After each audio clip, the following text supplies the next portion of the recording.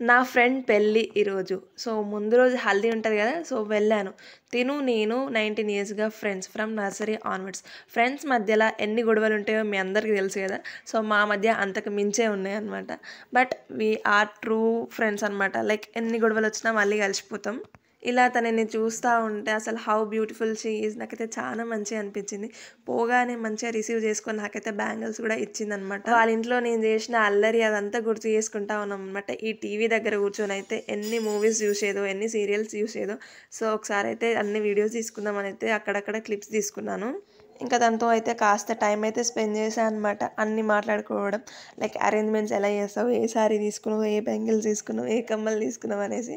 So, గాజులు ఇస్తారు కదా! సో, ఆ గాజులన్నీ కట్టామన్నమాట మేమే అక్కడ. And by the way decor బాగుంది కదా! By the way ignore my గొంతు guys. It's looking like cold వచ్చినట్టు అనిపిస్తూ ఉంది నాకైతే. సో, అలా అరేంజ్‌మెంట్స్ అయితే అన్నీ స్టార్ట్ అయిపోయినాయి. నాకైతే ముచ్చటగా అనిపించింది తనని చూస్తూ ఉంటే ఇట్లనైతే. So, that's it about my friend and happy married life శ్వేతు.